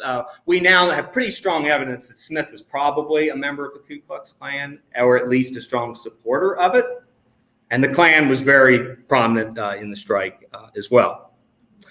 Part of the problem the miners face here is the companies have great resources. These are some large companies. Think of the Consolidated Coal Company, the New England company I just mentioned. These are large multi-state entities that have more resources than the Union has after being depleted, obviously, after Blair Mountain. So by the end of 1925, UMWA estimated that at least 1,200 families had been evicted and were living in dozens of barracks across the wider region. Again, the Union Hall here in Barrackville showing a similar sort of sign that we had seen earlier. One of the other things that miners during the strike tried to do to get some more favorable attention in the press was to call out the fact that this busting of the Union contracts had actually led to an increase in mine accidents throughout the region. The Union actually counts these death totals as part of the sort of violence that had happened. And these type of large accidents had kind of stopped for a period of time, but obviously once the strike started, and the companies broke their agreements and weren't needing to follow safety protocols, accidents continued to grow. So at the Bethlehem number 41 mine, at the Jameson number 8 mine, if anybody's wondering if that sounds familiar, that is the Farmington mine that then blew up in 1968. It's the same mine. And then, of course, probably the largest disaster during this time in north central West Virginia, the Everett-Belt mine south of Morgantown, that killed eventually 97 people. These large explosions had kind of disappeared for a period of time and then are obviously coming back. UMWA District 31 estimated that as late as November 1928, 4 years after the strike started, they still had 900 families living in those barracks throughout north central West Virginia, and even in the next subsequent years. Now, this wasn't great for the coal operators either. Unfortunately, when they won the strike, it actually came at a point when the coal market was dealing with overproduction nationally. So as you can see here in the Fairmont coal field, it didn't actually help as production actually continued to drop because of the loss of demand in the years right before and obviously with the onset of the Great Depression. So by 1930, 1931, miners in northern West Virginia had dealt with several sustained years of strike and privation and increasing desperation. This is partly why, if you know anything about the history of the Arthurdale community, the planned community of Eleanor Roosevelt, one of the reasons she wanted to focus on north central West Virginia was she had heard from reports that if there was ever going to be a communist revolution in America, it was going to happen in the Fairmont coalfield region because of 7+ years of these conditions. The other place that it probably would have happened was in the mines in the northern panhandle. And this is where I will wrap up. By the spring and summer of 1931, strikes were expanding throughout the region. And by July 18th, 1931, a crowd of 150 strikers attacked 7 policemen outside the Costanza Coal Company mine in north of Wheeling and Warwood.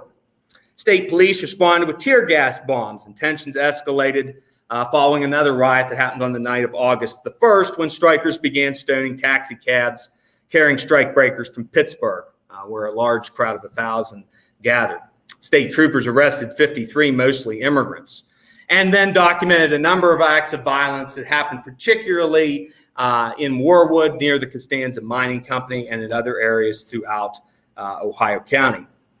And after all these incidents, the state police basically set up outposts and patrolled company property with rifles and machine guns. As noted in a state police report for 1931 of the strike violence in Ohio County, quote, consisted of mob assaults upon working men on their way to and from work, firing into mine openings while working men were going into or leaving the mines, stoning of automobiles and buses carrying men to and from work, smashing up motor vehicles carrying strike breakers into the area, dynamiting of houses, tear gas and nightsticks were often used by the police as restoring order. This could sound like something like southern West Virginia, but it's not too far from where we're standing right now. And a lot of this is happening in Ohio County because Ohio County's mines are dealing with some of the same rapid changes that are happening elsewhere in northern West Virginia. Mines dramatically expanded on the periphery of Ohio County in the 19-teens and 1920s. Most prominently, the mines owned by James Paisley, which he purchased in 1915 east of Wheeling. These are the mines that are eventually referred to as the Elm Grove Mining Company, later referred to, that most of you probably remember as Valley Camp Coal Company, as you can see in this print over here. Miners had union contracts in this region as early as the mid-19-teens and had them well into the mid-1920s, and were members of technically the Eastern Ohio District Number 6. Locals existed actively at Elm Grove and at Triadelphia throughout this period. And in terms of the workforce that existed, this is the workforce amongst the coal miners in Ohio County between 1918 and 1930. Showing you the 5 largest ethnic groups, and of course, the third column being African Americans, who reach a peak of over 500 miners in 1928. But if you're to add this up, the vast majority of the mining workforce in Ohio County is either foreign-born or African American. So a very diverse workforce for sure. And Elm Grove Mining Company becomes one of the fastest producing coal companies, starting as a minor company during World War I and eventually reaching a height 5th in terms of production in 1924. So they have a rapid rise, obviously. Selling coal, obviously, for Wheeling Steel and Wheaton Steel, but also for a number of other clients. Now, following the same playbook, miners went on strike in 1913, in 1919, in the national strike of 1922, and they had maintained their agreements. It's the strike in 1926 that busts the union here. A member, again, as part of that Jacksonville agreement. Initially, the Paisley Company signs on to the Jacksonville agreement They think it'll bring some stability because of all the strikes that recently happened. But eventually, in March of 1926, miners, upset about company conditions, eventually decide to go out on strike. About 1,700 miners at the time.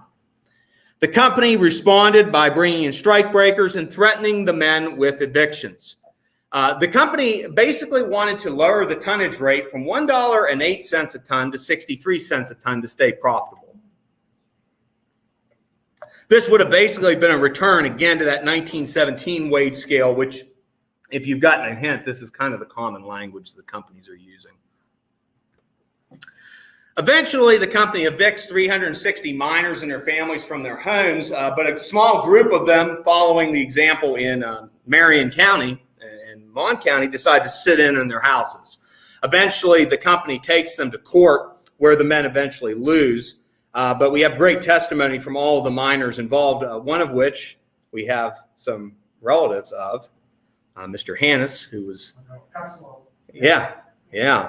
who was one of the men who testified and tried to, sort of fight the company's policy, but they obviously were not able to halt the evictions. Conditions pretty quickly deteriorated, pretty rapidly. Unfortunately, the company reopened as non-union in April of 1927, and miners, of course, are seeing wages at a much lower level.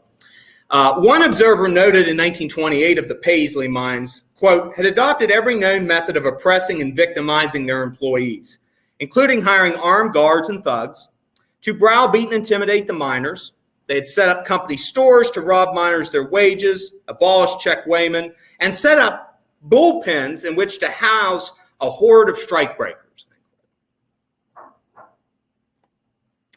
The company actually was under investigation by local officials, and even the city council and county commission was very concerned about the poor health conditions that existed at the mines after the union was busted. So the miners actually had a little bit of public support too, because people could see traveling by on National Road how poor the conditions were. But throughout the early years of the Depression, not much had changed, not much had improved. Could have shown up. It's during this period that support rose for more radical options. This, of course, in the Communist Party's history is known as the Third Period, where the communists are encouraging dual unions, communist-led unions, to compete with the AFL-style unions. Communist Party had a strong presence in eastern Ohio and the northern panhandle throughout the 20s. There were active chapters in Blair, in Warwood, in Elm Grove, and Philadelphia, primarily among immigrant miners. Local police had begun dealing and cracking down on large Communist Party activity, primarily in the fall 1928 election campaign. There were several incidences in Wheeling, one of which was at Arion Hall, the sort of site in center Wheeling where a large rally took place. And they began increasing their organizing in the local area beginning in 1928. If you might wonder, the rival union they created is known as the National Miners Union, or NMU, much more famously known for their involvement in the Harlan-Bell County strike in eastern Kentucky. This is sort of what they did before they went to Harlan County.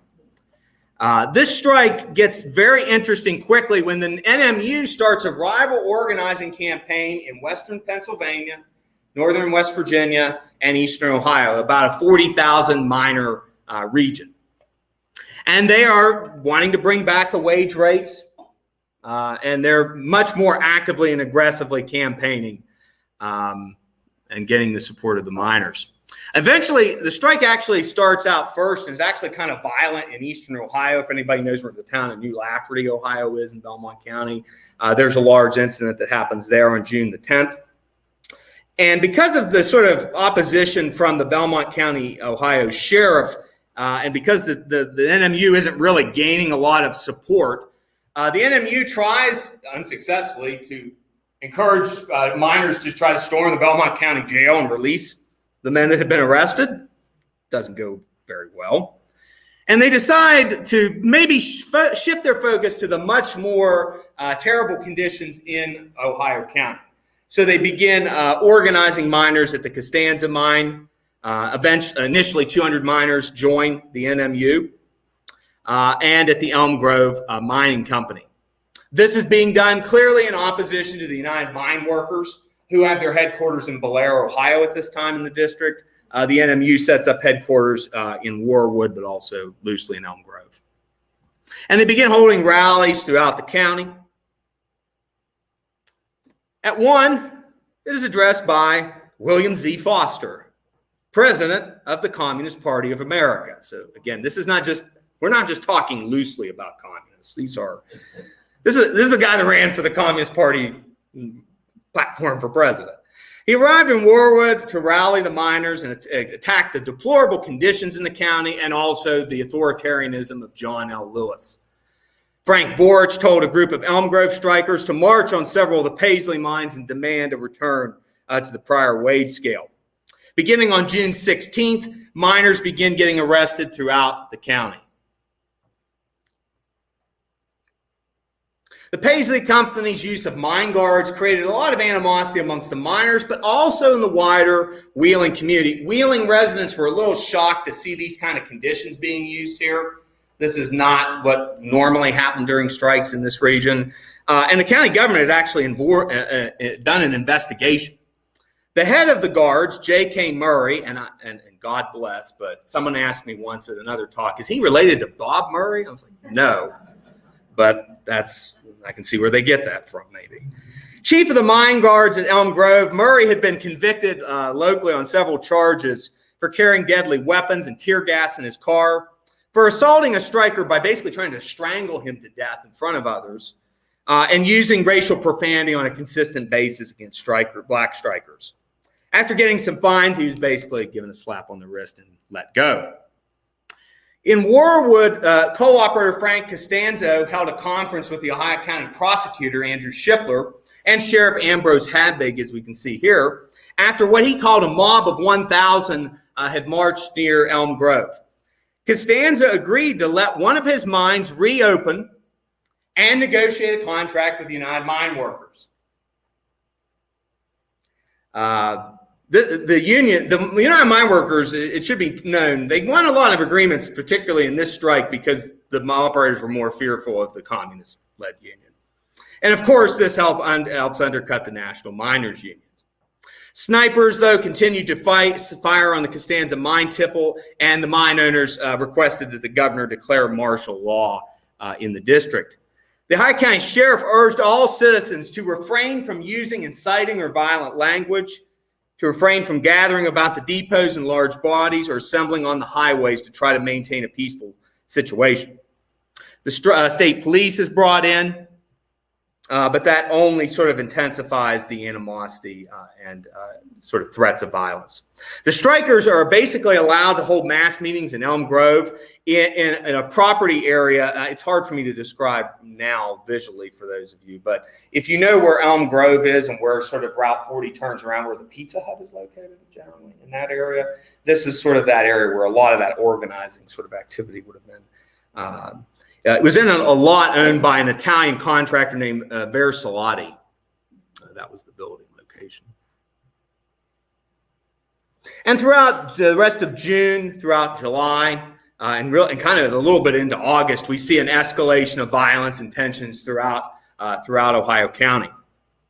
On July 19th, massive amounts of shots are fired down from the hillsides over the number 3 mine, which would have been the mine furthest out in Triadelphia, going towards where the Highlands is today.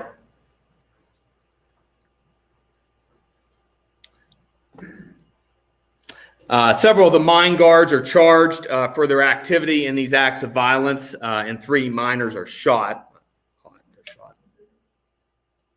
All of the miners, by the way, are I haven't been able to check if they're all immigrants, but one was Greek descent, one was of Polish descent, the other was unknown descent.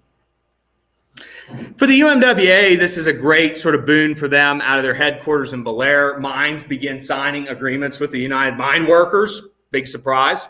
The Panama mine in Brownsville quickly signs the UMWA contract. And on June the 18th, UMWA leaders addressed a large crowd at the Elm Grove State Bank. Oddly enough, the United Mine Workers actually begins working with the state police to crack down on the National Miners Union. Talk about trying to promote solidarity. And they're very much worried about, the large numbers of miners at the NMU. And the NMU claimed that they had 4,000 men enrolled. It's hard to really define that. Most of those men were in eastern Ohio, with the vast majority now pretty much just around the Costanza Mining Company. About maybe 800 or so, let's say, operating out of there. But on June the 19th, about 780 miners signed a UMWA contract charter and began organizing for the United Mine Workers. And as I said, they were operating out of a lot owned at 383 National Road. That was the address I was trying to remember. This was their headquarters, where the UMWA began distributing relief supplies, set up a soup kitchen, and obviously are trying to present a different image than the more communist-led effort by the NMU. This site would be tenuous throughout the rest of the month and into the following month. Would often be a site of dynamite that was set off, acts of violence and gunshots, fist fights and sort of rows that happened as well. And if you read the newspapers at the time, most of the miners that are involved and are supporting the NMU, as I said, tend to be obviously from Eastern European or Southern European backgrounds. So here's a preliminary hearing given for 22 people involved in an incident in Warwood. You can see the names. What is the Redmond Act? The Redmond Act, and Bob might be the better one to answer this. This doesn't come up. It does come up, but yeah. let's hear your version. It's an act from the late 19th century that's really initially dealing with sort of a sort of, I don't want to say a fraternal organization. That's the only word I can come to my mind right now. Sort of They were sort of a secretive group. Yeah, they were like Freemasons, but they were also vigilantes. Yeah. Kind of in the 1880s, mainly. And West Virginia had an act passed. 1882. Yeah. And it was to deal with outlawing those types of groups. And that was often during these mine strikes. And this was happening, I should mention, also in the Fairmont coalfield as well, in the Tucker County coalfield. They would often try striking miners under the Redmond Act. That was the sort of main tactic they would use. Except for those that were sort of trying to sit in their homes, they used the sort of more current precedents. But throughout this period of time, there are repeated threats that communists are going to lead strikers on a march on the Ohio County Jail, literally like right over here, I think. It never happens.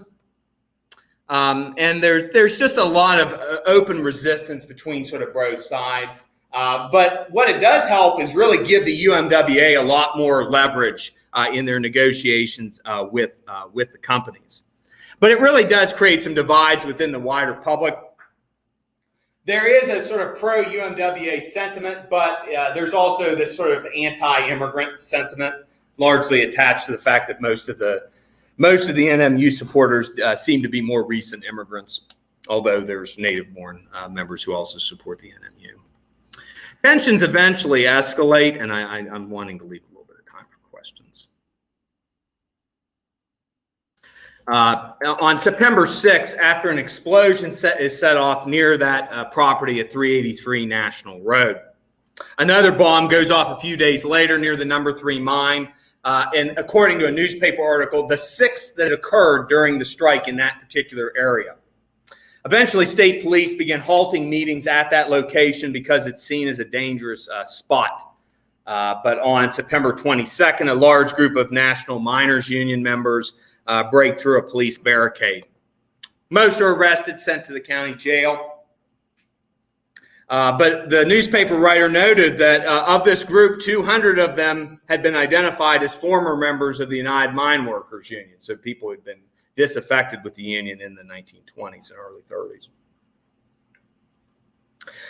So eventually the strike teeters out. The Elm Grove Mining Company, unfortunately, does not agree to UMWA contracts. So in a way, this is kind of a mixed victory. Some of the smaller companies do agree, like Costanzo, the Panama Mine in Moundsville, among others. The largest firm does not. So from the union's perspective, it's kind of a defeat. But because of the fear of the Communist Party, it does set a tone where operators are at least more willing to work with the United Mine Workers, who also, tried to, show their anti-communist colors during the strike. To sort of tie things up, and this is sort of an appropriate sort of image. That NMU strike really fails, and the NMU then moves on to the south in eastern Kentucky, where they get more famously involved in that strike. And throughout late 1931, there's still about 1,000 men on strike at Elm Grove. And the UMWA eventually calls a strike in the spring of 1932, involving about 13,000 miners in the area. They wouldn't be successful at first. By the summer of 1933, they are finally successful in winning large-scale collective bargaining agreements. Part of that success is because situations have changed in D.C.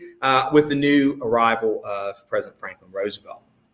And when conditions were still bad during this period of the early 30s, FDR got a taste of it on a campaign stop in October of 1932, driving between Pittsburgh and Wheeling.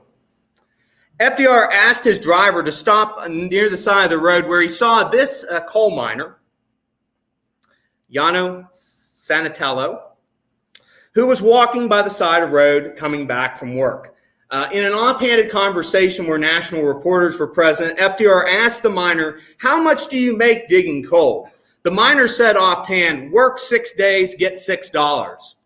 And initially, Roosevelt thought that he meant he earned $6 a day, and he confirmed, "No, I earned $6 this week." A reporter noted the president could not, for the first time on the whole campaign trail, could not utter a response. The usual jovial Franklin Roosevelt had no sort of effective response to this. FDR posed for what in the late stages of the 1932 campaign is estimated to be one of his most important campaign photos. And this is outside of the Elm Grove mines. And no one in the press, though, asked if the man posing had been involved and maybe was a member of the NMU. He may have been. I haven't found any evidence to confirm that.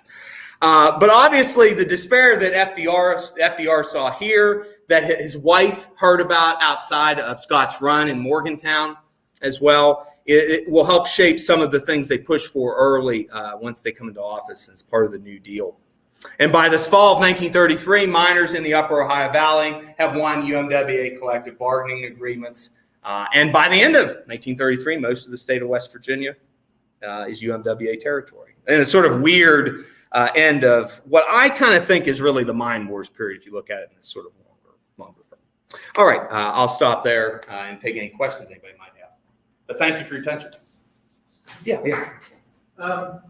In the 30s especially, Wheeling had another group of people who were very prominent, the criminal element. Were the criminals at all involved one side or the other with the mine workers? Not with the mine workers. They were a little more involved with some of the other unions in town, more so in steel, but not so much in mining. Of course, anybody from Wheeling might be thinking of a certain individual, certain Greek American.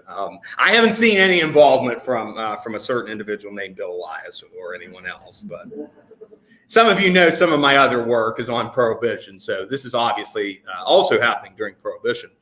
And I should note there is a pretty sustained police presence operating out of Wheeling from the state prohibition, from federal prohibition, and also from the newer state police too. Mm-hmm. They still have a union for the coal miners? They're still in a union? Here? Yeah. I don't know if there's an active union here in Ohio County or not. There's an office at the bottom. Yeah, they have their district office. If you're going up to West Liberty, right when you're going up the hill, that's where the district office. They moved it from Blair and moved it over here some years ago. And do they all have to belong to the union to work in the coal mine? No. No, I mean, I don't. I'm trying to think off the top of my head if Tunnel Ridge operates as union or not. Tunnel Ridge is not. I don't think it is. Obviously, I'm from Brownsville, so the two main mines in Marshall County, they are UMW. They're actually, if I remember correctly, the two mines in Marshall County are two of the largest active UMWA memberships locally in the country, even to this day. So. I can't believe this is all so interesting and new for the Warwood history. Yeah. How did you get onto all this? Where is the research? Did you have to read all these papers for many months? Read a lot. Part of it is, doing research for a certain book that you can purchase, because I didn't bring it with me because I dumbly didn't think that might be a good idea. Reading all these articles in the early 30s where you're reading about Prohibition, you're reading about the conditions of the Depression, you start seeing a lot of stories reported about the NMU. And of course, me being a labor history guy, I know NMU, that's like Eastern Kentucky, the Harlan County coalfield strike. Are they involved here? And you just start looking that from about May through September, there was this long-standing union organizing campaign by both the NMU, the Communist Party, and by the United Mine Workers. I told somebody else this earlier. I said that I think a lot of that mining history out in Elm Grove, Philadelphia, gets kind of forgotten in the history of Wheeling generally. It boomed for a period of time, but it was also probably, in terms of a county that's very diverse ethnically and racially, I would bet it's the most ethnically, racially diverse part of the county during this period of time. Majority African-American, foreign-born population at the various mines in Elm Grove. And even up in Warwood, and Sean knows this, the mine operators in Warwood were Italians. Oh, shoot. And I think part of it, because Wheeling is a union town, even though in 1931 it wasn't, it had a long union history. I think some of these mining conditions that happened in Elm Grove, which were common throughout the rest of the state, it really shocked a lot of people here to be like, really? We need mine guards? We need bullpens? City council tried to go out to the Elm Grove Mining Company to inspect it, and the company guards wouldn't let them in. And so the mayor, this had a Republican city government at the time. They were sort of like, we're not pro-union, but this is kind of ridiculous. This shouldn't be happening in a place like, we would not think this would happen in our community, basically. Yeah, Bob. I know the answer to this is no, but is there any evidence that when Joe McCarthy famously came here in 1946, a little bit less than 50. Yeah, and made his his great revelations to the women Republicans of Wheeling about the secret list of communists? Yep. Is there any evidence that he was motivated by knowing something about the enemy history? I don't think about that, but the one interesting part I will tie to this is the congressman from the 1st Congressional District at this time is Carl Bachman from Wheeling. And he is actually on a subcommittee in Congress that's investigating communist activity at the time. Then I believe is then later mayor of Wheeling. He may have been mayor of Wheeling in the late 40s. I can't remember off the top of my head. This is it's subcommittee before HUAC. Yes, this would have been before HUAC. So there may be a connection there. I haven't found anything, but I do know that Congressman Bachman was very worried about a lot of this that was going on nationally, and I can just imagine very concerned if this is happening in his backyard, so to speak. That was on the 30s, not the 20s. That would have been late 20s, early 30s that he was investigating that, because he had moved up pretty high in the Republican conference. If the Republicans hadn't gotten creamed in 1932 nationally, he probably would have been one of the key leaders moving up in the House of Representatives. Yeah. Yeah, Sean. Here's my real question. Okay. Well, before I ask the question, I'll say, you can get House book online at WVU Press. Oh. No, I did not. I forgot. You should, it's a great book. And I think Dana has 3 more copies of her book, which also would recommend in case somebody wants to know where she goes. And my question is, working in the library, I saw how Gorby, before we had the newspapers, did spend maybe 15 hours a day looking at newspapers on microfilm. And this is part of what I was looking at, honestly. Yeah. Yeah, Costanza was Italian. He was Italian immigrant. Right. I interviewed his daughter for the book I did on immigrants. Were they any better as owners anymore? I think compared to the Paisley Company, who operated the Elm Grove Mining Company, they were a lot better. But I think conditions at all the mines had gotten really bad right before this strike happened. And as you know, Sean, from that research you did, how ethnically diverse the mining workforce was in Warwood. There was a lot of there was a lot of tension just generally that had sort of been building up at that time. But I will say, Frank Costanzo was willing to negotiate with the union, whereas the folks at the Elm Grove Mining Company were like, we're never negotiating with the union. We don't care. So, Costanzo was wise enough to realize if I can get a UMWA contract, maybe this will undercut some of this radical activity. But I mean, the company didn't really last that much longer under their ownership, if I'm not mistaken, right? But he's known for bringing like almost his entire small Right. town community over here just to work the mine. And I had this idealized notion that he was a little kinder. So maybe a little. I think part of it is it's 1931 too. The context of the Depression has to come into play. People are so desperate at this time that, the UMWA, I should say, in the early stages of this campaign said, we're not for the union organizing campaign unless you pay dues. To kind of Dr. Kaldenmeyer's point earlier. The NMU comes in and says, no, you don't have to do that. We're gonna get you that raise. We're gonna get all the stuff the UMWA never got, and we're gonna do it by being more militant. And they're talking, the head of the Communist Party is here. He's here for a sustained period of time. I can just imagine some of these co-operators, like Frank Costanzo, is probably going, this is a powder keg that's going to explode. It might just be better to agree to work with the more conservative UMWA than to see what the alternative might be. But, I think to tying it to what was going on in the Fairmont field, this is a period of time I think we don't really appreciate well in the state's history, where people are struggling to get by years before the Great Depression ever happened. I mean, 5-6 years living in barracks in northern West Virginia, having like basically starvation wages. I think we need to appreciate that a little bit better, that this is the 10-year history after Blair Mountain. It's pretty bad in many of the mining areas of the state. So, all right. Well, thank you, everybody, for your attention. Sticking around.